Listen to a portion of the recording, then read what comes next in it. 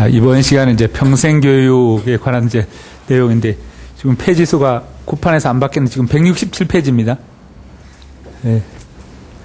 구판보다 판이 늘어나는데 수정 안에서 구판 페이지가 어떻게 했는데, 자, 평생교육 아까 기본적으로, 자, 이 평생교육 발달과 평생교육전, 자, 이 형태를 배웠는데, 그 다음에 이제 평생교육과 목적과 관련해서 또는 이제 이 평생교육의 어떤 유형들인데, 이 프레이리 같은 사람은 평생교육을 자, 기초문해와 기능문해, 의식과 문해 목적을 이렇게 목적을 좀 다르게 봅니다. 자,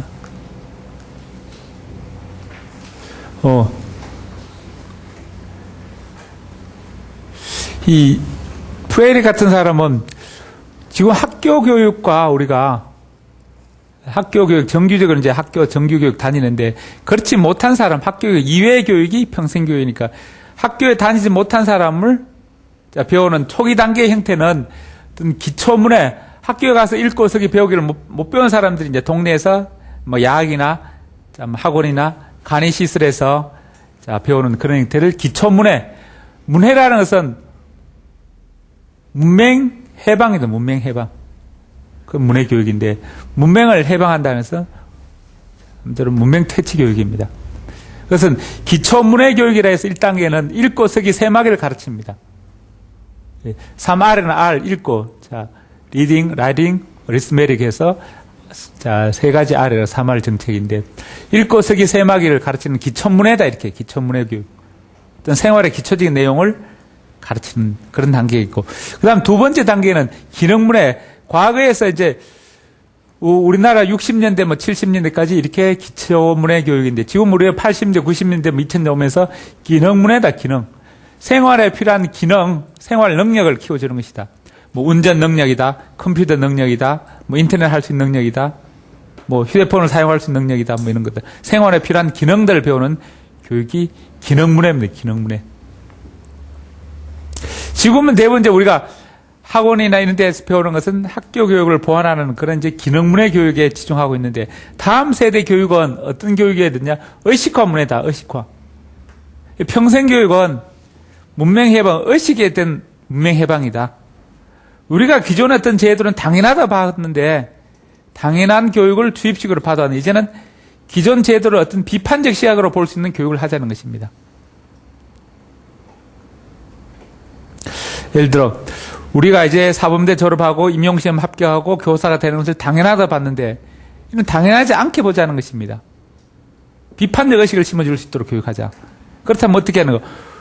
자, 사범대는 교사들을 양성하기 위한 교육이라면, 결국 사범대 졸업하면 다 교사를 발령시켜줘야 됩니다. 의대 졸업하면 다 의사로 해줘야 되고, 약대 졸업하면 다 약사로 시켜줘야 되는데, 사범대 졸업은 다 중等교사를 발령해야 됩니다. 그렇다면 제도를 바꿔야 됩니다.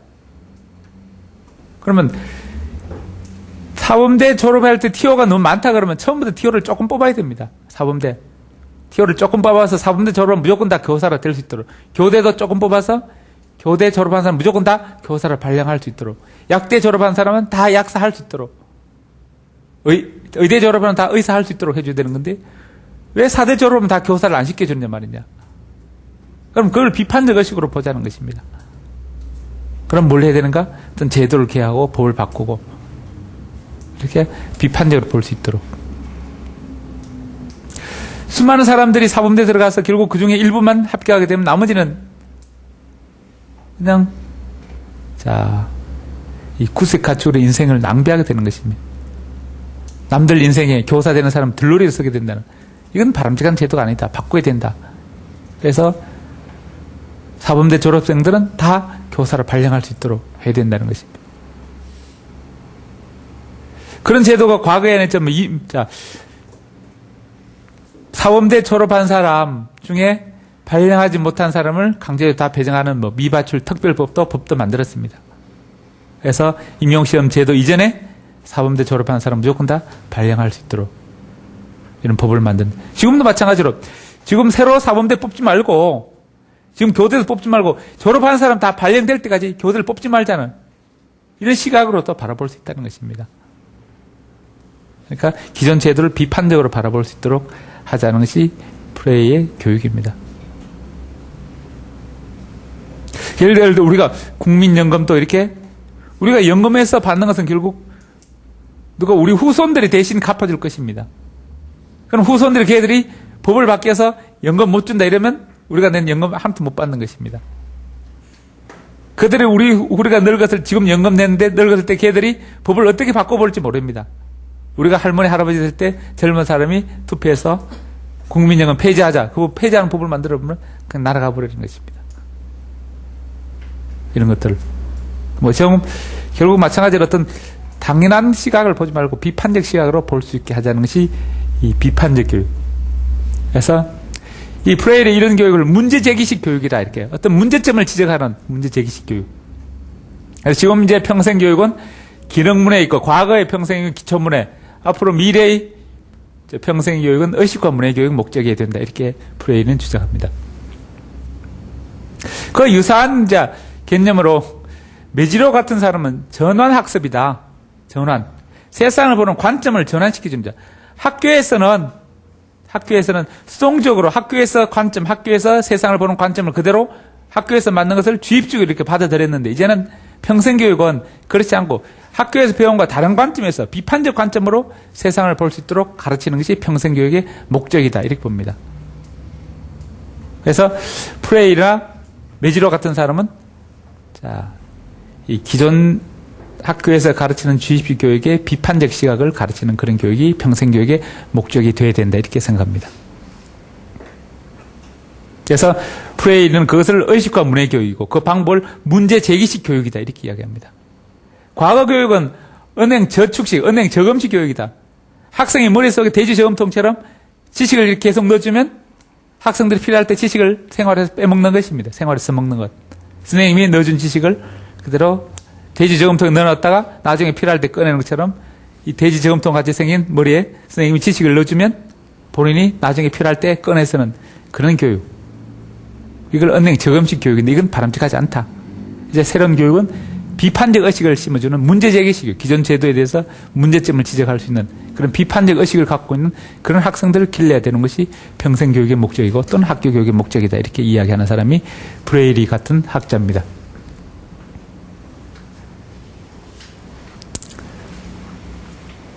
그래서 의식과 문학에서 메지로 같은 사람은 전환학습, 관점을 전환하는 어떤 관점으로 비판적으로 자신을 성찰하고 비판적으로 사회를 볼 수 있도록 비판적 성찰의식 또는 비판적 경험 이걸 통해서 비판적 발달, 새로운 발달을 보게 됩니다. 그래서 학생의 다양한 경험을 통해서 수동적인 수용적 어떤 경험도 있지만 어떤 비판적 경험을 통해서 다양한 경험을 통해서 비판적으로 세상을 보고 비판적으로 자신의 삶을 바라볼 수 있도록 키우는 것이 평생교육이다.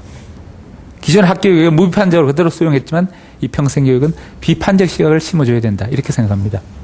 그래서 메지로는 세 가지 개념, 비판적 성찰, 경험, 발달 이 세 가지 개념을 강조하게 됩니다. 다음 프레일리는 교육 형태를 평생교육 형태를 기초문해교육, 기능문해교육, 의식화 문해교육 이렇게 3단계로 나눕니다. 그중에 이제 핵심은 앞으로 의식화 문해야 된다. 그 다음에 메지로도 비판적 성찰을 위한 그런 평생교육이 돼야 된다. 이렇게 주장합니다. 자, 따라서요. 메지로 전환학습, 비판적 성찰, 자, 경험학습, 발달. 자, 이 세 가지 개념을 강조합니다. 다음, 따라서요. 프레일리 기초문해교육, 기능문해교육, 의식화 문해교육, 문제제기식 교육.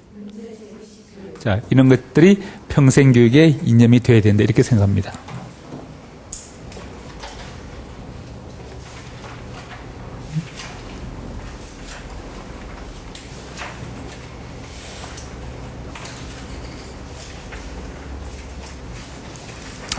그 다음에 이제 이 전인교육입니다. 전인교육. 이 페이지수가 맞지 않으니까 그냥 전인교육 넘기시면 됩니다. 자, 아까 전인교육도 어떤 평생교육의 일종이다. 평생교육의 어떤 연장선상이다. 이렇게 보면 됩니다. 그래서 아까 평생교육이 발달한 것은 기존 학교 교육의 어떤 문제점. 학교 교육이, 아까 학교 교육의 역기능에서 학교 교육의 역기능은 학교 교육이 지나치게 지적 중심으로, 아까 교육은 지덕체 골고루 있어야 바람직한 교육인데 지적 요소 중심으로 지식 위주, 주지 교육이 강조하니까 지덕체 골고루 발달하자. 골고루 발달해서 전인교육 하자는 것이 평생교육 이념입니다. 마찬가지로 그게 전인교육은 지덕체 골고루 발달시키자는 것입니다. 그중에 평생교육 이념 중에 전인교육을 강조하는 것입니다. 지덕체의 조화로운 발달을 강조하는데 기존의 학교 교육은 지나치게 기능주의 중심이고 주지주의 교육이다. 그래서 자, 교육을 통해서 비인간화, 인간성을 상실하게 됩니다. 사실 이 사회의 주인은 인간입니다. 인간의 주인이고 어떤 제도나 돈은 인간이 만들어냈던 부수물이에요. 부수적 개체입니다. 그런데 반대로 이 사회는 오히려 돈이 중심이고 물질이 중심이고 인간은 하나의 소모되는 소모품입니다. 돈벌이에 위한 수단이 바로 인간인 것입니다. 그래서 인간의 중심에서 벗어난 것을 인간 소외다. 그래서 인간을 다시 이 사회의 중심으로 앉혀놓자는 것이 인간화 교육, 인간 중심 교육입니다. 그래서 그걸 비인간화 극복이다 이렇게 이야기합니다. 그러기 위해서 전인교육을 강조합니다. 기능주의에서는 우리 사회에서는 지덕체 한 가지만 잘하면 된다.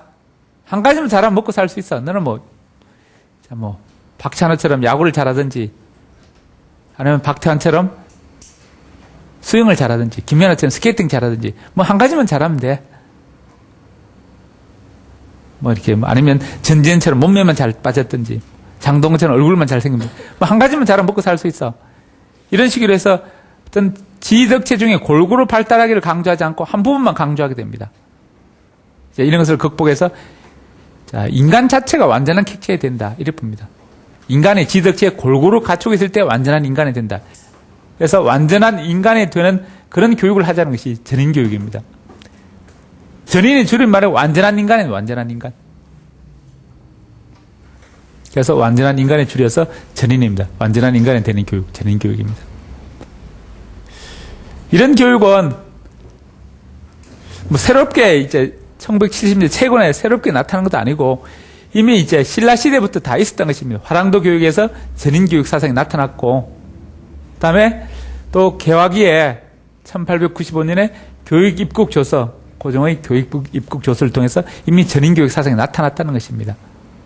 우리 교육사에도 이런 전인교육 사상이 있었다는 것입니다.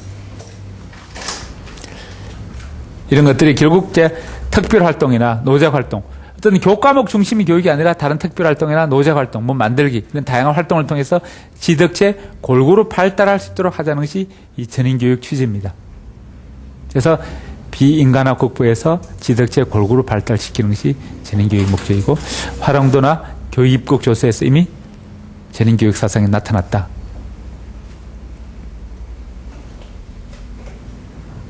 자, 따라하세요. 자, 인간성 상실 극복. 비인간화 극복. 자, 화랑도 교육입국조서. 자, 이런 비인간화 극복을 위해서 자, 이 전인교육 해야 되는 전인교육은 이미 화랑도나 교육입국조서에서 이미 나타났던 것이다.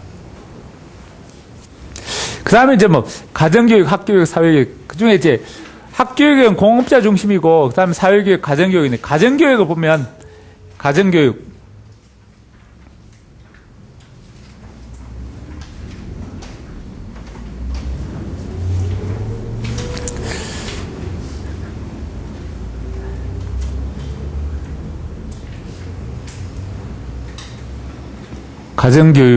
가정교육의 특징은 이렇게 자연 발생적으로 나타나게 되는 것입니다.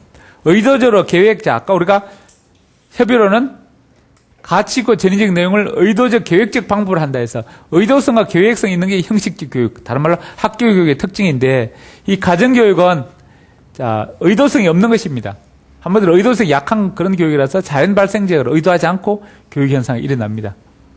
특히 이제 가정교육에서는 아이들의 성격 교육에 지대한 영향을 미치는데, 왜냐하면 가정교육을 받는 시기가 아동기입니다. 아동기는 성격이 가소성이 강한 그런 시절입니다. 가소성이란 뭔가 변화 가능성이 큰 그런 시점이라서 가정교육이 성격교육에 영향을 많이 미칩니다. 자, 가정의 요인 중에 가정에 이제 어떤 물리적 요인이 있고 정적 요인이 있습니다. 이런 것을 어떤 지위 요인이다 또는 구조 요인이다 이렇게 이야기하고, 그 다음에 어떤 동적 측면, 자, 상호작 서로 영향을 주는 상호작 측면, 이건 심리적 요인 뭐 이렇게 이야기하게 됩니다. 두 가지 크게 이렇게 고전 정적 측면과 동적 측면. 그래서 정적 측면과 동적 측면이 이제 가정교육에 영향을 미치게 됩니다. 그래서 정적 측면을 다른 말 물리적 측면이다 또는 지위 측면, 구조 측면이다 이렇게 이야기하고, 다른 동적 측면을 다른 말 뭐 과정 측면이다, 상호작 측면이다, 심리적 측면이다 이렇게 이야기합니다. 그래서 정적, 동적 측면이 두 가지가 영향을 미칩니다.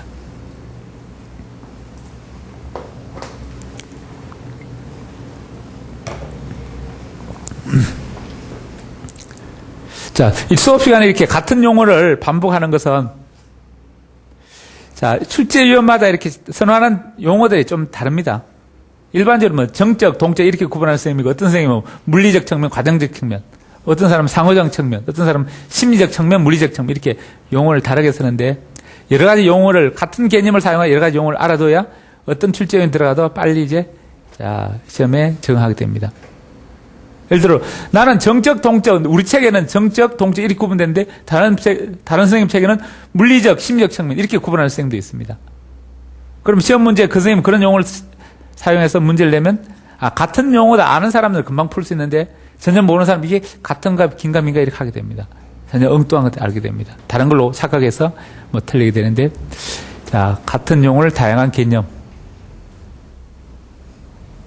이제 이해하시면 됩니다. 그래서 두 가지 측면, 정적 측면과 동적 측면, 다른 말로 물리적 측면, 뭐 심리적 측면 이렇게 두 가지 요인이 크게 작용하는데, 그 중에 이 동적 측면이 더 영향을 많이 미칩니다. 그걸 다른 말로 과정적 측면, 과정적 요소 또는 상호작용 요소, 심리적 요소 이렇게 부르는데, 이런 자 위에 있는 정적 물리적 측면보다 아래에 있는 동적 심리적 측면이 더 영향을 많이 미치게 됩니다. 이런 것들이 이제 시험에 자주 나오는 자, 가정교육에서 자주 나오는 특성들이고, 그 다음에 이제 열린 교육입니다. 열린 교육. 열린 교육 개념은 교육의 다양한 형태 중에서 뭐 평생교육, 전인교육, 열린 교육이 있는데, 열린 교육은 1970년대, 80년대 유행하던 개념인데, 지금은 이렇게 자기 주도 학습 이런 개념이 강조됩니다. 열려있다는 것은 다른 말로 선택할 수 있다는 건 선택할 수 있다. 열려있다는 것은 선택할 수, 뭘 선택할 수 있는가? 어떤 교육 과정에 대해서 어떤 자율적으로 선택할 수 있는 교육이 열린 교육입니다. 그럼 선택을 누가 하는가? 교사와 학생이 선택할 수 있게 됩니다. 과거 전통적 교육에서는 자, 목표, 내용, 수업, 평가, 이 교육과정 절차, 아까 목표, 내용, 방법, 평가인데 이 네 가지의 어떤 과정 절차를 다 교사가 정하게 됩니다. 전통적 강의법에서는 교사가 정하는데, 이젠 자기주도 학습은 다 학생이 정하게 됩니다. 그런데 열린 교육은 교사 중심 방법과 학생 중심 방법의 중간 정도는 중간. 그래서 교사, 학생이 함께 선택하는 것입니다. 그래서 전통적인 교육은 교사 중심에서 교사가 자, 교과서 중심으로 어떤 강의식 수업을 하는 것인데, 이제는 열린 교육은 교사, 학생이 동시에 선택할 수 있도록 하는 것이다. 그렇게 함으로써 학생의 흥미, 능력에 맞게 선택할 수 있도록 선택의 여지를 폭을 넓히는 것입니다. 그래서 교육 과정의 어떤 선택성을 높이는 것이 열린 교육의 의미입니다.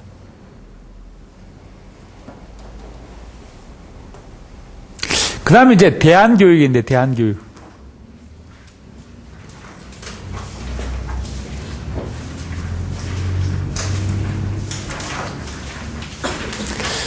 대안교육인데, 대안교육 아까 이렇게 평생교육에서 학교 역기능 중심으로 평생교육이 발달하고 평생교육 내용이 지덕제 전인교육이 발달한다 이렇게 이야기했는데, 마찬가지로 어떤 기존의 학교 교육의 역기능을 극복하기 위해서 나온 것이 대안교육입니다.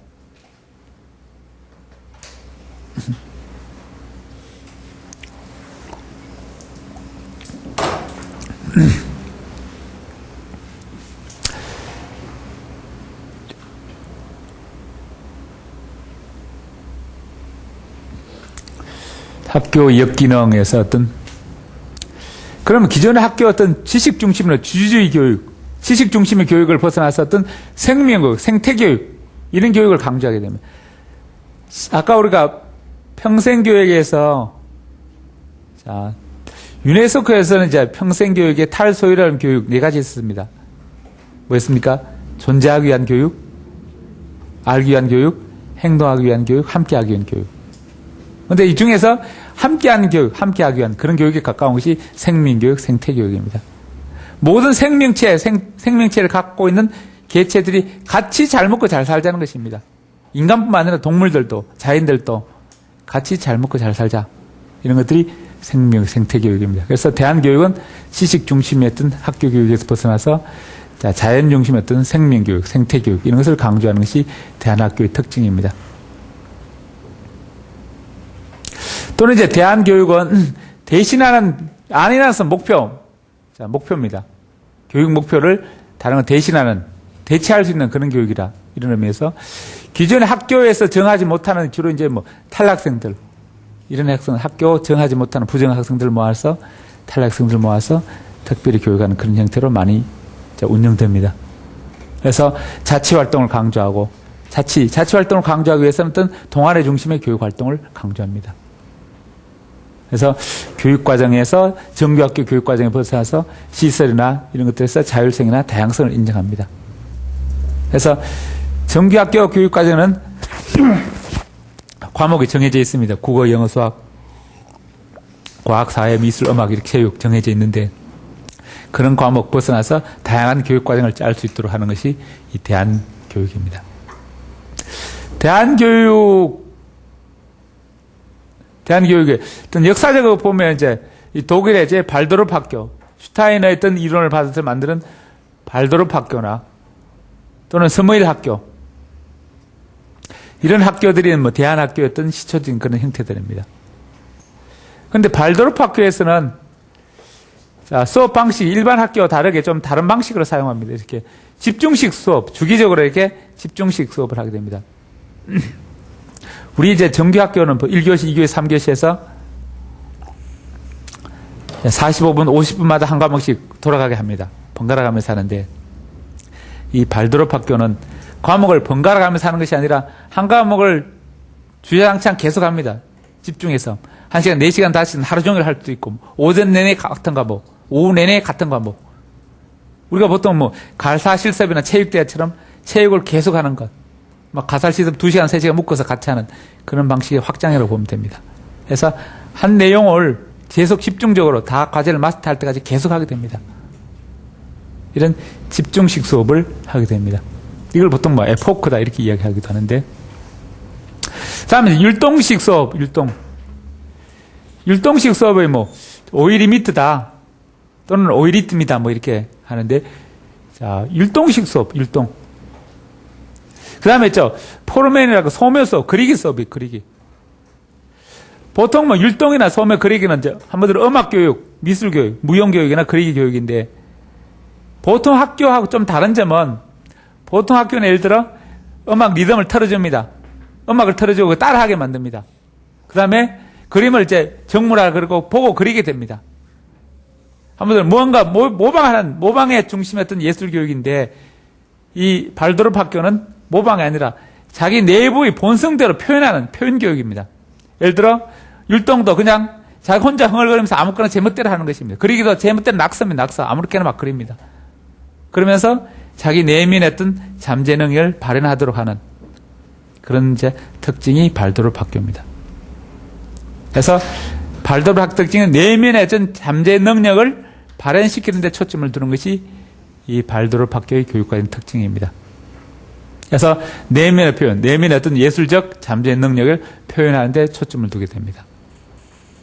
그래서 기존 학교에는 기존의 어떤 음악이나 그림이나 소리를 모방해서 따라하고 익히는 그런 활동이라면, 자, 발도르프 학교는 내면의 어떤 자유로운 형태를 표현하는 것입니다. 그냥 혼자 흥얼거림 따라 제멋대로 뭐 율동을 한다든가, 제멋대로 낙서 그립니다. 제멋대로.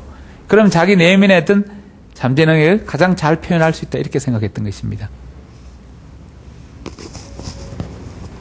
다음에 이렇게, 자, 내면에 표현하는 율동이나 그리기 수업, 소묘 수업, 강조하고, 자, 집중식 수업을 강조하는 것이 발도르프 학교의 특징입니다.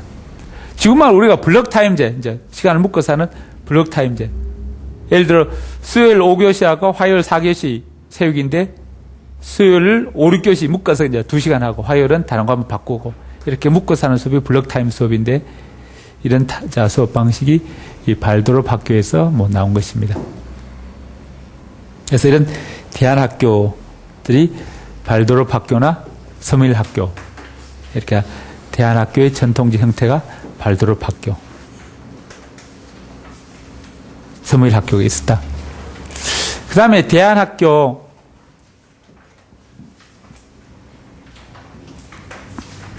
자, 이 대안학교를 포함해 이런 대안교육에는 이제 여러 가지 형태를 분류해 볼 수 있습니다. 정규학교에서 정규학교. 그래서 정규학교 있고 정규학교형 대안학교가 있습니다. 자, 정규학교에서 약간 변형해서 정규학교라는 것은 초중등 교육법에 명시된 교육과정과 자기가 시설을 갖추고 가르치는 학교입니다. 그래서 교육부에 갖추어진 국어, 영어, 수학, 어목, 미술, 체육 이런 과목들을 가르치고 그래서 교사 자격증 있는 사람, 교육과정에 정해진 시간, 이수 단위 해서 법대로 규정대로 가르치는 학교가 정규학교인데 그 정규학교에서 약간 변형한 정규학교형 대안학교도 있습니다. 그 다음에 이제 일반적 형태는 대안학교형은 자, 정규학교가 아닌 형태들입니다. 자, 그런 학교 대안학교인데 대안학교 중에서도 일정한 시설과 자격, 괜찮은 시설과 자격을 갖추고 있는 학교를 자율학교다 이렇게 자율학교. 대안학교 중에서 괜찮은 학교들 자율학교. 이 자율학교는 주로 일반적으로 자 우리나라 제도 속에서 정규형 형태를 이렇게 다가가는 그런 형태인데 학교 졸업장을 주고서 학력을 인정해 줍니다. 한마디로 검정고 지치지 않고 대학에 들어갈 수 있도록 학력을 인정해 주는 학교가 자율학교고 그렇지 않고 졸업하고 나서 검정고시 다시 쳐야 되는 학교가 일반 대안학교입니다. 그래서 광해의 대안학교 개념 속에는 자율학교와 일반적인 대안학교가 있습니다. 그래서 일반 대안학교는 제도권 밖에 있는 비정규형입니다. 보통 학교하고 보통 여러분이 다니는 학교하고 좀 다른 형태의 학교들입니다. 그런데 대안학교 중에서 자율학교 인정받으면 그 학교 학생들에게 졸업장을 인정하고 한마디로 학력을 인정하고 그 졸업장에 대해서 학력을 인정하는 것입니다. 그래서 검정고시 치지 않고 바로 대학에 갈 수 있도록 해주는 것이 자율학교인데 그 자율학교 중에 대표적인 형태가 특성화학교 이 특성화학교는 특목고, 자립고등학교 이런 것들이 자율학교의 대표적인 형태들입니다. 그런데 자율학교는 누가 이제 지정해 주는 거? 교육감이 지정합니다. 그냥 일반 대안학교 중에서 너희 학교는 자율학교도 인정해 줍니다. 너희 학교는 시설도 괜찮고 하니까 일정한 자기 기준에서 인정해 주는 것입니다. 초중고등학교 정규학교 학력을 인정해 줍니다. 한번 지정받으면 5년간 유효합니다. 5년. 5년 뒤에 다시 또 심사해서 탈락되는가? 탈락되면 학력 인정하지 않는 그냥 일반 대안학교로 되게 됩니다. 다시 또 계속 5년 또 지정받으면 계속 연장되면 자, 학력이 인정해주는 그런 학교가, 자율학교가 되는 것입니다. 이 자율학교는 자, 국립, 공립, 사립 다 가능하고 초등학교, 중학교, 고등학교 다 가능합니다.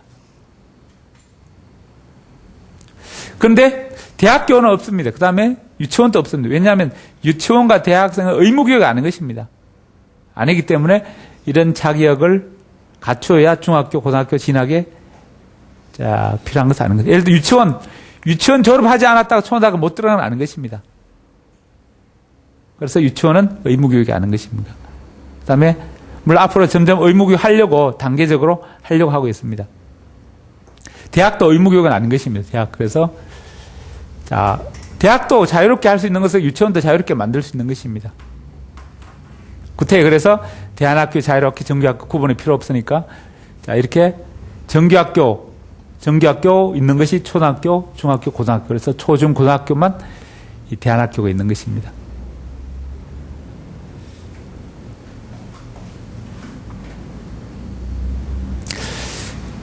자, 그래서 자율학교는 중요한 것은 이렇게 교육감이 지정한다. 한번 지정만 5년이다. 그래서 국립, 공립, 사립 다 가능하고 초등학교 중에 고등학교 다 가능하다. 그 다음에 이런 자율학교 인정 못 받은 학교들이 일반 대안학교입니다. 그 다음에 자 대안학교보다 또 더 이제 완화된 형태가 제가학교, 홈스쿨이거든요. 홈스쿨. 집에서 애들 가르치는 것입니다. 이건 당연히 일반 대안학교처럼 학력이 인정되지 않는 그런 학교들입니다. 우리나라에서는 법적으로는 이 홈스쿨을 인정하지 않게 되면 부정합니다. 왜냐하면 의무교육이 있기 때문에 초, 중, 고등학교 무조건 학교 보내야 됩니다. 그런데 집에서 홈스쿨을 하는 것은 법적으로 인정되지 않습니다. 그래서 가정에서는 가정교육인데 공교육의 신뢰, 그러니까 신뢰가 없어서 학교에 보내지 않고 집에서 가르치는 것이 홈스쿨인데 제가학교입니다. 그래서 법적으로는 인정되지 않고 있습니다. 그럼 학부모들 어떻게 하는가? 그냥 결석기를, 장기 결석기를 냅니다. 결석기를 내서 초등학교, 중학교까지 결석기를 냅니다. 그 다음에 고등학생 되면은 의무교육 아니니까 학교 안 보내도 됩니다. 자, 그래서 집에서 뭐 할 수 있는데 법적으로 보호받는 그런 형태는 아니고 그냥 이론상 형태들입니다. 그래서 정규학교 있고 그 중간에 대안학교, 대안학교 중에서 괜찮은 학교가 자율학교, 좀 못한 학교들이 일반 대안학교, 그보다 더 못한 시설 기준에 엄격하지 않는 것이 제가학교, 홈스쿨입니다. 그래서 자, 학력이 인정되는 것은 자율학교고 대안학교는 학력이 인정되지 않는다. 자, 따라하세요. 교육감 지정. 자, 5년간 유효. 국공 사립. 초중 고등학교. 특성화 고등학교. 특목고. 자립고. 자율학교. 그래서 이 자율학교가 대안학교 중에서 시험에 자주 나옵니다. 그래서 이런 조건을 갖고 국립, 공립, 사립 다 가능하고 초중고등학교 가능하고 특목고, 자립고 이런 학교들이 자율학교의 대표적인 형태다. 뭐 민족사고나 그 민사고 같은 것도 다 자율학교입니다. 그 다음에 아까 이렇게 평생교육, 열린교육, 대안교육 뭐 다양한 교육 형태가 있는데 그 중에 또 하나가 조기교육과 영재교육입니다.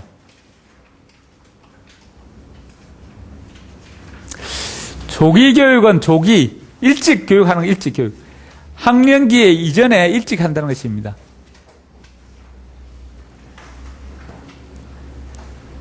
우리가 어떤 것을 배우기 위해서 아까 그 시기에 아까 교육심리에서 인간 발달 단계에 맞게 가르칩니다. 그럼 인간 발달 단계가 어떤가? 피아제에 의하면 감각 운동기, 전조작기, 구체적 조작기, 형식적 조작기 이렇게 인간이 발달하는데 그에 맞춰서 각 단계에서 무엇을 가르칠까 고민하고 결정해야 된다는 것입니다. 그런데 그 정해진 단계, 결정적 시기가 정해져 있는 결정되어 있는데 그 시기 앞당겨서 가르칩니다. 지금 아동이 전조작기 있는데 그 앞당겨서 구체적 조작기 배울 내용도 미리 앞당겨서 가르치게 됩니다. 이것이 이제 조기교육인데 조기교육 하려면 그 내용을 배울 만큼 아동이 발달되어 있어야 됩니다. 준비성이 갖추고 있어야 되고 예를 들어 초등학교 배울 내용들을 갖출 만한 지적, 신체적 발달이 되어 있으면 준비가 되어야 되고 또 인지구조, 지적으로 인지구조가 적당하게 발달되어 있어야 됩니다. 인지구조 적합성 있어야 조기교육이 가능한데 이런 조기교육에 대해서 어떤 긍정적으로 조기교육을 많이 해야 된다 하는 게 좋다 이런 사람이 있고 별로 안 좋다 하지 말자 이런 사람도 있습니다.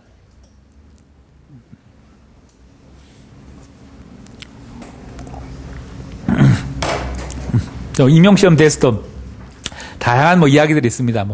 어떤 사람은 임용시험 없애자 이런 교수도 있고 어떤 사람은 임용시험 문제를 오히려 더 늘리자 이런 사람도 있고 어떤 사람은 그냥 임용시험 통과 실패 그것만 결정하도록 하자 다양한 의견들이 몇 년 나오고 있는데 10년 전부터 이렇게 임용고시 없애자라는 다양한 의견들이 되고 있는데 맨날 시험 치기 전에 몇 년 선배들이 했던 것처럼 그런 소문에 휩싸이게 됩니다.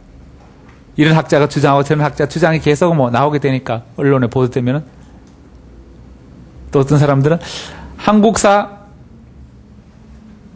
기본적으로 한국사를 다 임용시험 과목 넣자 아니면 가산점 넣자 한국사를 통과하도록 하자 이런 주장하는 사람도 있고 별의별 주장들이 있는데 여러분들의 시험 기간 동안은 확정되고 공고 난 거 그것만 믿으면 됩니다. 그 전까지는 수많은 데 이렇게 뭐 소식들이 옵니다. 이렇게 이런 주장들이 많이 나오게 되니까 학계도 발표하고 그렇게 나오는데, 적어도 어떤 제도가 나오기까지는 예를 들어 1년 전에 공고해야 되고, 그것이 기존의 어떤 이해관계를 대립되는 이해관계를 기득권을 포기하게 되면 침해를 입는 그런 포기를 하게 되는 침해를 당하는 경우가 있다면, 그걸 신뢰보호 원칙에 의해서 적어도 입학한 이후에 해당됩니다. 예를 들어 과거 사범대 가산점 없어지는 것도 그 제도가 확정되고 나서 그 새로 입학하는 학생들한테 적용됩니다. 예를 들어 지금 새로 제도를 바뀌면은, 조금 바뀌면 모르는데 많이 바뀌는 제도가 많이 바뀌면 적어도 새로 입학하는 사범대 입학하는 학생들에게부터 적용됩니다. 또 바뀌더라도 1년 전부터 공고하게 되고, 그래서 지금 어떤 제도가 나와도 시행은 그 다음부터 되니까 2013년, 14년, 15년 이후에 됩니다. 그래서 뭐 시험 기간 동안은 뭐 기존에 작년에 공고 나온 거기서 출발해서 더 이상 변동 없다 생각하면 됩니다. 변동 있더라도 그건 우리 시험하는 거 다음 단계부터 적용됩니다. 그래서 뭐 여러 가지 뭐 시험 기간 되면 뭐 여러 가지 별 소문이 다 들립니다. 소문이 다양하게 들리는데 자기 꾸준히 해 나가시면 됩니다. 전 소문은 소문이고, 뭐 확정되기 전까지는 여러 가지 소문이 다 나오게 됩니다. 몇 년째 한 번씩도 뭐 그런 주장들이 나오게 되고 해서 뭐 학계에도 뭐 다양한 학자들이 있어서 뭐 이렇게 A견에 B견에 찬성하는 견해 반대하는 견해, 어떤 사람은 임용고시 문제를 늘리자, 결국 출발점은 이제 임용고시 시험이 학생을 선발에 적합하지 않다 해서 이제 출발이 되게 되면 적합하게 어떻게 하는가, 올해 임용시험 문제가 40문제를 120문제 80문제를 더 늘리고 시간을 늘려서 평가의 기능을 제대로 하자. 어떤 사람 아이가 필기시험을 빼고 면접만 보자, 뭐 이런 사람들부터 시작해서 그냥 뭐 통과만 시키자. 또 이렇게 그 다음에 가장 또 문제는 내신과 비내신에 지금 뭐 임용고시 폐지하고 거기 내신을 하자는 주장이 있는데, 그 주장의 가장 걸림돌이 뭔가 하면은 지금 제도를 바꿀 수 없는 이유가, 임용시험을 바꿀 수 없는 제도가 교직 이수자들이 있기 때문입니다. 그래서 주로 이제 뭐 특히 임용고시 교육학 없애자는 사람들과 초등교육에 뭐 교대 교수들이 많이 이제 주장하고, 사범대는 오히려 늘리자는 사람이 더 많고 그렇습니다. 또 그 다음에 이제 교직 이수하는 사람들이 사실 이렇게 교육학이 사범대 졸업한 사람들이 유리하게 작용하는 교육학이고, 교육학을 없애버리면 오히려 이렇게 영어 교육과보다 영문과 학생들이 합격이 높아집니다. 역전되는 현상이 생겨서 당연히 이제 밖으로서 하면 이해관계에서 맨날 새로운 주장들이 생기고 하다가 뭐 토론 거치고 평평하게 이제 아직까지 이제 뭐 계속 여러 가지 주장이 나오게 되는 계기도, 그런데 여러 가지 이해관계가 대립되고 있기 때문입니다.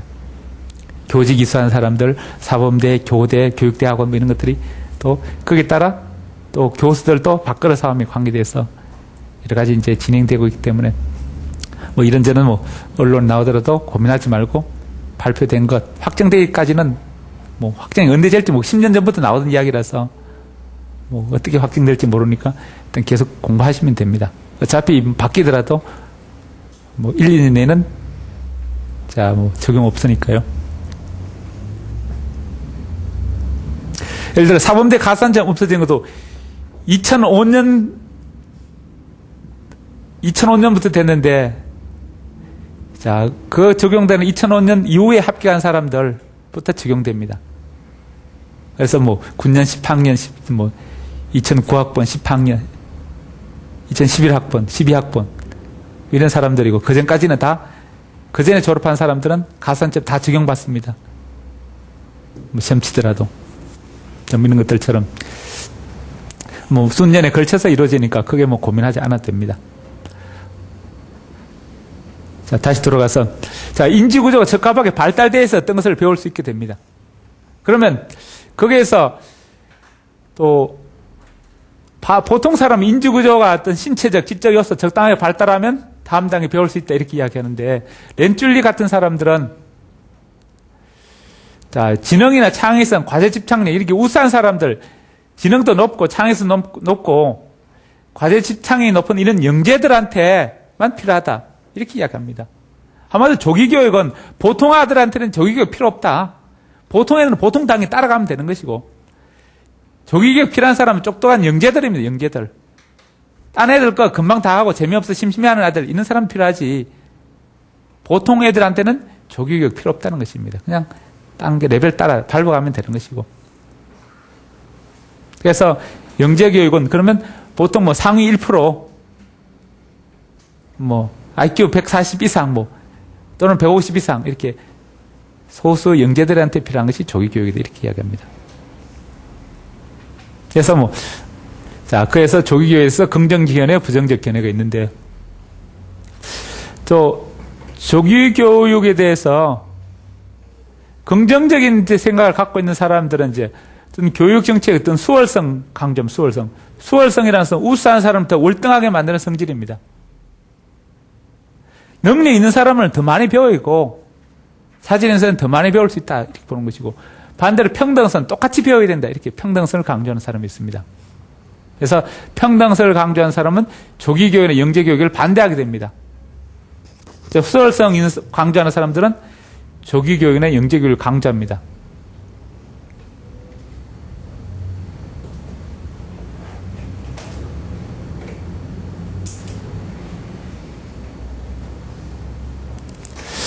이 수월성을 강조하는 조기교육을 강조하는 그런 반대 견해는 오히려 수월성 정책이 조기교육, 영재교육이 전인교육에 반한다. 우리가 교육 이념에 반한다는 것입니다.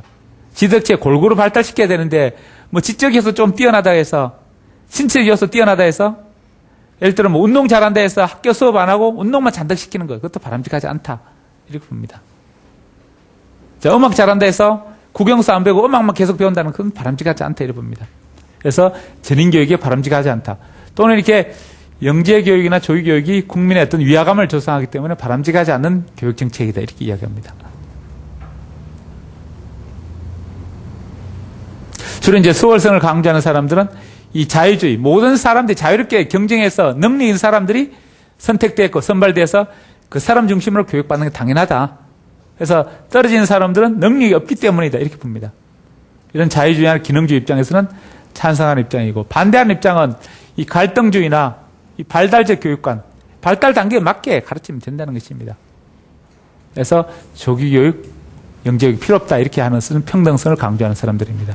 주로 이제 갈등주의자 이런 사람들이 많고, 오히려 이 평등성을 강조하는 특수교육을 더 강조해야 된다. 약한 사람 더 많이 도와줘야 된다. 강한 사람, 잘하는 사람 더 영재들 뽑아서 할 것이 아니라 약자들, 장애를 갖고 있는 약자들 더 많이 혜택을 줘서 골고루 교육 혜택을 받는 데 중점을 둬야 된다. 국가에 제한된 예산을 영재들을 위해 쓸 것이 아니라 장애를 갖고 있는 이런 사람을 위해서 써야 된다는 것입니다.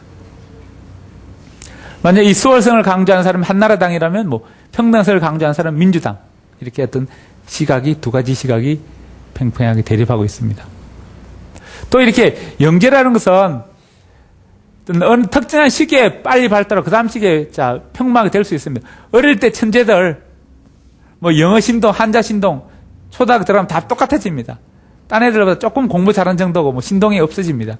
그래서 어릴 때는 유치원 단계는 특정한 요소고 급격히 발달하다가 보면 그 다음에 평행하게 됩니다. 이런 것들이.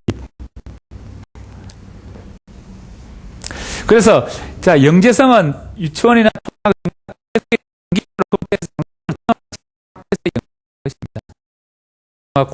계속한 영재성을 갖고 있습니다.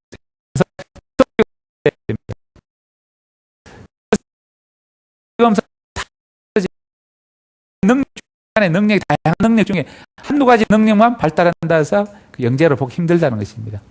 한자만 잘한다, 노래만 잘한다, 축구만 잘한다, 뭐 수영만 잘한다, 뭐 영어만 잘한다, 한 가지 잘해서 영재로 보기 힘들다. 그래서 골고루 시기적으로 골고루 검사해야 되고 또 장기적으로 검사해야 확실히 영재인지 판별을 한다는 것입니다. 그래서 지속적으로 판별해야 되고 타당성이 낮으니까 골고루 검사해야 된다. 그래서 이런 뽑힌 학생들을 가르치는 방법은 가속화 방법. 남들보다 더 빨리 가르치고 풍부한, 남들보다 더 많이 영역적으로 더 많이 가르치고 더 빨리 가르치고, 남들 1년간 배울 걸 이 영재들은 3개월만 배우고, 또는 풍부한은 남들 배우는 거 다 배우고 자기는 플러스 알파해서 새로운 내용을 더 배우는 것이 영재들의 방법들, 이 가속화 방법과 풍부화 방법 두 가지가 있습니다. 그 중에 특히 이제 렌줄리 같은 사람들은 영재의 특성을 이렇게 과제 집착력을 강조합니다. 특정한 집착 잘하는 사람들. 집착 잘하는 대표하는 사람이 이렇게 뭐 스토크 있습니다. 스토크들은 창의성이나 지능성이 약하지만 과제 집착력만 뛰어나는 것입니다. 그래서 영재들은 지능도 높고 창의성 높고 과제 집착력 세 가지 다 높아야 영재다 이렇게 렌줄리는 이야기합니다.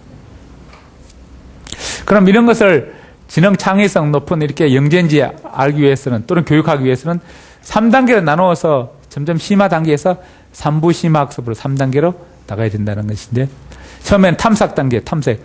자, 각 아이들의 어떤 능력이 뛰어난가 탐색해서 뭐 체육을 잘하는 애들, 음악 잘하는 애들, 미술 잘하는 애들.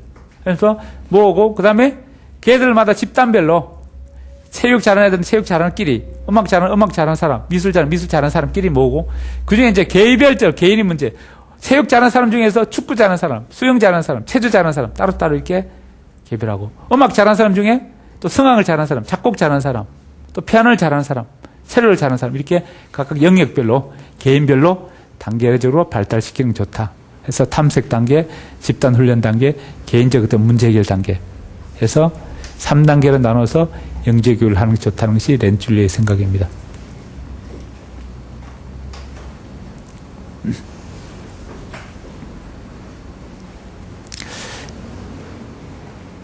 자, 렌줄리의 지능이 3였습니다. 자, 따라하세요. 렌줄리, 지능, 창의성, 과제 집착력. 자, 3부 심화 학습 모형, 탐색 단계, 집단 훈련 단계, 자, 개인적 문제 해결 단계. 자, 이런 단계를 거쳐서 영재 교육을 하는 게 좋다는 것이 렌줄리 생각입니다. 그래서 렌줄리는 지능도 높아야 되고 창의성 높아야 되고 과제 집착력 높아야 된다. 과거에는 지능이 높은 사람 영재로 봤습니다. 그 다음 단계 70년, 80년 오면서 지능 플러스 창의성까지 높아야 된다. 그래야 영재다 이렇게 봅니다. 그 다음에 렌줄리는 여기다 과제 집착력까지 높아야 영재다 이렇게 봅니다. 영재의 범위를 점점 갈수록 축소화시킵니다.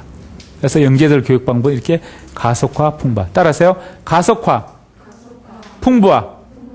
자, 이런 방법을 강조하고 그 다음에 거기에서 찬반견에는 자, 따라서요. 평등성, 수월성.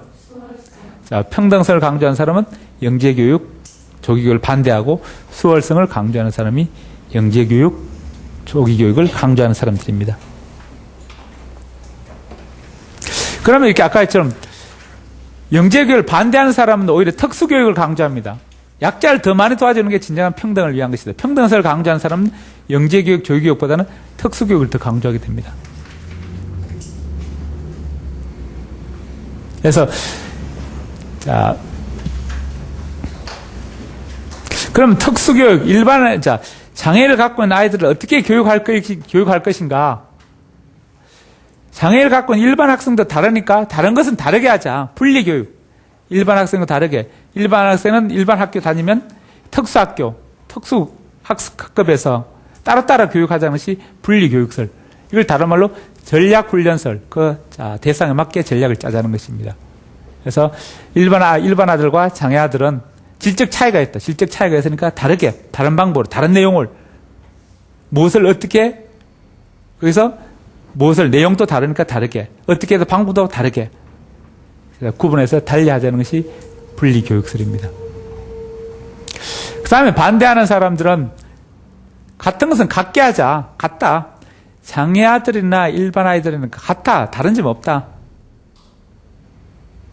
같다. 그래서 단지 이제 차이는 양적 차이, 질적으로는 차이 없다. 양적으로 차이다. 양적 차이는 보통 일반 아이들이 IQ 110에서 109, 108, 107, 109하고 108 차이하고 100하고 99, 두 자리, 세 자리 차이, 별로 한 끗 밖에 차이 안 난다는 것입니다. 그러면 90하고 89도 한 끗 차이밖에 안 나는데 결국 미미한 양적 차이에 불과한 것이다. IQ 두 자리, 세 자리라서 크게 구분할 필요 없다. 같이 교육하면 된다. 결국 120이나 130 차이나 80이나 90 차이는 똑같다는 것이고 100 차이나 90이나 똑같다는 것입니다. 그래서 다 같이 모여서 하자. 그래서 이걸 통합교육설입니다. 그래서 질적 차이는 없다. 양적 차이밖에 없다. 질적 차이가 동일하고 양적 차이는 미미하다. 그래서 같이 교육하자. 그래서 보통 아이들도 통합교육에서 일반 학생들을 같이 다니자. 특수학교 필요 없고 그냥 일반 학교 같이 다니면 된다. 이렇게 봅니다. 그래서 같이 교육을 하자는 사람, 통합교육설과 다르게 교육하자는 사람, 분리교육설, 전략훈련설에 있습니다. 그러면 같이 하는 방법에서 어떤 시간제로 오전 시간에는 같이 하고 오후 시간은 따로 하고 이런 식으로 또는 하루 종일 같이 하든가 시간제로 하든가 또는 학습 도움실 학급 안에 이제 특수교사, 일반교사 같이 수업하는 이런 방식으로 해서 같이 수업하면서 차별을 두지 않고 장애우들과 일반 애들이 같은 교실에서 수업하면서 같이 나갈 수 있도록 통합하는 교육 이런 것이 주장됩니다. 그래서 특수교사와 일반교사가 팀 티칭해서 특수화를 가르치면 된다. 그래서 일반교사는 수업에서 일반 학생들 중심으로 전체 다 가르치고 특수교사는 그 특수학생 대상으로 해서 수업 보조하면서 도움을 주면서 보조교사로 활용하면 된다. 이렇게 이야기하는 것이 통합교육설입니다. 그래서 두 가지 구분하는 개념이 있다. 어떤 장애에 대해서도 어떤 내부적 장애, 외부적 장애 이렇게 어떤 정신장애나 정서장애 이렇게 내적 장애와 또는 외부 장애, 시청각, 시각, 청각 이렇게 뭐 지체장애 이렇게 크게 뭐 두 가지를 이렇게 분류해 볼 수 있습니다.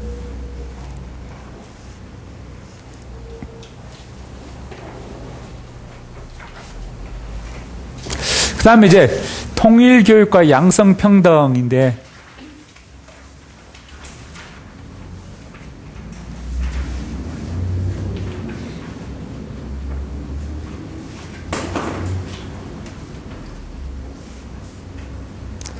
통일교육 이제 앞으로 이렇게 뭐 김일성도 죽고 김정도 죽고 점점 이렇게 통일의 시기가 가까워진다 이렇게 뭐 보고 있는데 거기에 대비해서 우리는 어떤 교육을 할 것인가 해서 일단은 이제 생활 문화적 측면 어떤 생활의 동일성, 문화적 동일성 이런 정서적 동일성 이런 감정 교육부터 먼저 하고 나 정치적이나 제도적 측면은 그 다음 하면 된다는 것이 일단 이제 우리는 하나다, 우리 민족은 하나다, 우리의 어떤 동일질성을 회복하는 그런 중심으로 우선을 해야 된다는 것이 결론이고요. 뭐 시험대에서는 그 정도 알면 되고 그 다음에 양성평등 교육 양성 남녀평등 교육 양성평등 교육 자 관련해서 우리가 학교 교육 과정이 자 기술 과정을 통합하게 됩니다. 한 과목으로. 그래서 남학생들 바느질하고 여학생들 남학생들 바느질 요리 같은 거 배우고 여학생들 드라이버 이렇게 뭐 기술도 배우고 해서 서로 통합하는 그런 교과 편성도 있지만 기본적으로 양성평등 교육의 목적은 어떤 능력 여성들도 사회적 능력을 남성들과 똑같이 해서 평등하게 할 수 있도록 하자는 것입니다. 그래서 자, 이 여성들도 어떤 자립할 수 있도록 혼자서 먹고 살 수 있도록 해야 된다. 항상 남편한테 손 멀리지 않고 내버려서 남편 용돈 줄 정도로 생활을 자립할 수 있도록 해주고 또 그 다음에 남자 여자 서로 존중할 수 있도록 해주는 게 양성평등이다. 기본적 출발은 뭐 능력 키워주는 것입니다. 어차피 여자가 사장이고 남자가 종업원이면 여자가 큰 소리 칠 수 있는 것이고 또 아내는 한 달에 500만 원 버는데 남편이 300만 원 번다. 그러면 아내는 어깨에 더 힘이 들어가는 것이고 그래서 그 후로 이제 뭐 남녀 존중은 그런 하드웨어적 밑바탕에 깔려 있으면 인프라가 다 되면은 저절로 되는 것입니다.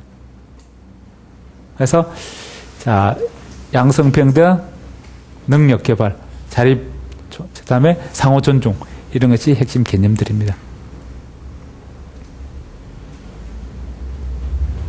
양성평등에서 어떤 출발의 평등, 보장의 평등, 과정의 평등, 결과의 평등 이렇게 있는데 평등은 어느 정도의 평등인가? 그에 대해서 우리가 예를 들어 이렇게 쉬는 시간 화장실에 있는 남자 화장실과 여자 화장실 이렇게 반반이 있습니다. 남자, 여자. 넓이가 똑같습니다. 그러면 평등해요? 남자, 여자 화장실 똑같이 넓이가 똑같으면 평등해요? 안 평등 안 해요? 이유는? 넓이가 똑같은데 평등한 이유는?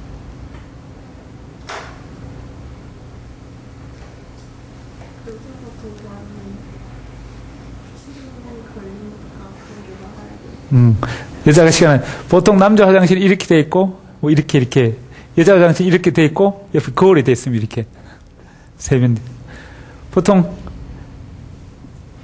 그러면 자 여자는 볼일 보는데 3분이 걸린다. 한 사람당. 남자는 볼일 보는데 1분이 걸린다. 그러면 1분 안에 남자는 이렇게 4명이 이게 볼일 보게 됩니다. 4명. 여자는 2명만 못 쓰냅니다. 10분 쉬는 시간에 10분에 같으면 3, 3, 9, 9명 정도. 여기는 10분이면 40명이 쓸 수 있게 됩니다. 자. 그러면은 똑같이 쓸 수 있도록 이렇게 화장실을 4배로 더 이렇게 더 넓게 해줍니다. 이렇게.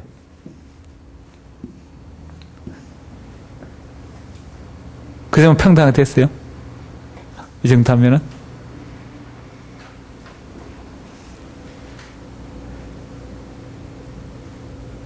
이 4배로 더, 여기에서는 이렇게 시간이 이제 여자들은 이렇게 시간이 3분 걸리면은 이 정도가 자, 10분 안에 이렇게 4배를 해도 30명밖에 못 씁니다. 한 시간에. 그래서 남자는 이렇게 40명 쓸 수 있으면 10분 안에 10분 걸리니까. 그러면 또 결국 어느 정도 넓이를 해야 될까 평등할 것인가 그런 문제가 생깁니다. 또 공간도 시간도 3배는 더 걸리고 또 화장실 구조도 2명씩밖에 못 씁니다. 이렇게 3분 안에 8명밖에 못 쓰는데 이 3분 안에는 12명이 쓸 수 있습니다. 1분에 1명씩 이렇게 4명씩 동시에 쓰니까 12명이 쓸 수 있습니다. 그럼 또 여기서 또 더 12배를 더 이렇게 3배를 더하고 곱하기 또 3배 더해야 됩니다. 4배 했는데 또 3배. 여자 화장실은 남자보다 한 12배는 더 넓어야 똑같은 휴게 시간에 똑같이 다 화장실 볼을 보고 나올 수 있는 것입니다. 그렇지 않는다면 항상 남학생은 줄이 없는데 여학생 화장실 항상 줄 서 있게 됩니다. 그래서 어느 정도 평등의 진정한 평등인가? 거기에서 이제 양성평등에 마찬가지로 출발만 평등하면 된다는 시각과 아니다. 자, 보장의 평등. 보장. 그 다음에 과정의 평등, 결과의 평등. 자, 이런 평등에 대해서 교육 기회만 출발만 딱 주고 결과는 달라도 된다는 것이 출발, 허용적 평등이고 여기에 대해서는 뭐 교육사회학 다시 자세히 할 건데 다음 보장적 평등. 교육받을 출발 기회만 예를 들어 학교에서 집에서 학교 간다면 집에서 출발하는 까지 평등해주고 그것이 평등의 출발점, 허용적 평등이고 그 다음에 보장 평등은 학교 갈 수 있도록 똑같이 해줘야 되는 똑같이 학교 교문에 도달할 수 있도록 그렇다면 집이 먼 사람과 짧은 사람 등록금 없는 사람 있는 사람 일단 학교 들어갈 수 있도록 해주는 게 돈 있는 사람은 없는 사람 차에 똑같이 해서 돈 없는 사람 장학금을 주거나 집이 먼 사람은 스쿨버스에서 학교 갈 수 있도록 섬지방인 사람은 배를 태워서라도 학교 갈 수 있도록 자, 우리 동네에는 땅이 넓은데 도시는 학교 초등학교 하나밖에 없습니다. 그러면 10리까지 걸어야 되는데 도회지 같은 500m 가면 초등학교 있습니다. 왜 우리 동네에 이렇게 학교가 뭐냐? 똑같이 해달라. 이렇게 학교까지 들어갈 수 있도록 똑같이 해달라는 것이 보장적 평등이고 과정적 평등 한 걸음 더 나가서 학교 안에 들어가 보니까 명문학교, 비명문학교 있습니다. 학교 안에서 시설 조건의 차이를 똑같이 해달라. 어떤 학교는 잘 가르치는 선생님, 똑똑한 선생님, 어떤 학교는 멍청한 선생님들 모여 있고, 어떻게 학교는 예를 들어 서울 같으면 서초구, 강남구 초등학교 다 운동장에 인조 잔디 다 깔려 있습니다. 그런데 여기 노량진의 동작구, 금천구 이런 데는 학교가 다 모래판입니다. 시설도 다릅니다. 더 있는 컴퓨터도 386, 286 있는 학교도 있고, 그 다음에 586 펜티엄 속도 빠른 학교도 있고, 시설 조건을 똑같이 해달라는 거죠. 이게 과정 평등은 교육과정, 학교 안에서 배우는 내용이 동일하게 해달라는 것이고, 결과의 평등은 학교 안에 들어가서 배우는 결과가 뭡니까? 실력, 효과, 실력까지 평등하게 만들어 달라는 것입니다. 공부 못하는 사람 더 많이 가르쳐서 야간 자습하든지 나머지 공부시키든지 방과 후 교실 하든지 해서 실력을 똑같이 만들어 달라. 이게 출발뿐만 아니라 결과까지 평등하게 만들어줘야 진정한 평등이다. 이렇게 보는 것입니다. 그래서 평등의 정도를 어느 정도 볼 것인가 그에 따른 기준이 허용적 평등, 보장적 평등, 과정의 평등, 결과의 평등입니다. 아까 뭐 화장실에 비하면 화장실의 넓이를 어느 정도 넓이를 차이를 둬야 진정한 행복이 되는, 평등하게 되는가 이런 것들입니다. 예를 들어 임용시험 뽑는데 남학생 반, 여학생 반 뽑으면 평등한가? 반만 딱 나눠서 남학생 TO를 남학생 50명, 여학생 50명, 50% 남학생, 50% 여학생. 왜냐하면 지원자가 많으니까 지원자별로 남학생 10%고 여학생 90% 지원하니까 여학생 TO를 만회하고 남학생 TO를 줄이는 것인가? 뭐 이런 문제들도 평등과 관련됩니다. 그래서 평등은 4가지 단계가 있습니다. 따라서요. 허용적 평등, 보장적 평등, 과정적 평등, 결과적 평등. 이 4가지는 어느 정도까지 보장해 줄 것인가? 그런 차이점입니다.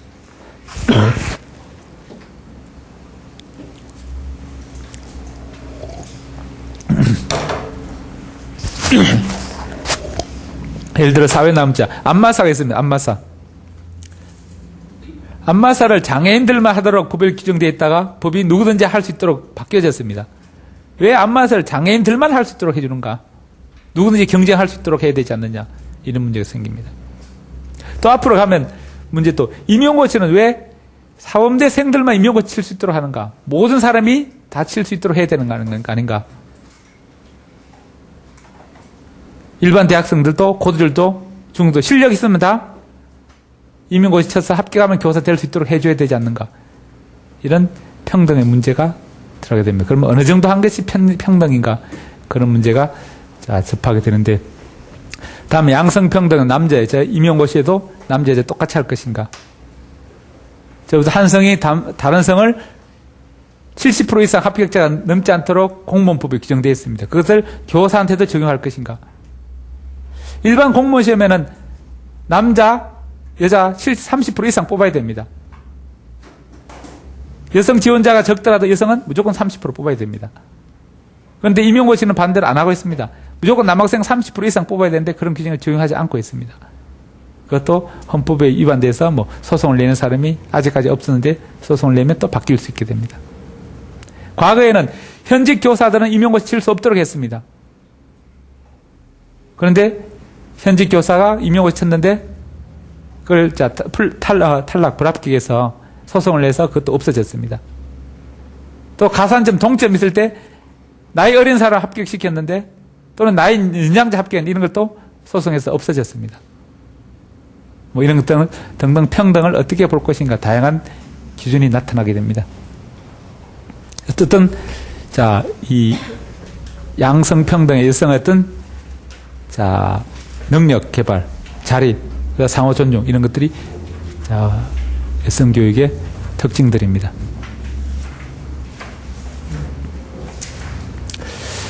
그 다음에 이제 21세기 교육 여기서부터는 다음 시간에 할게요.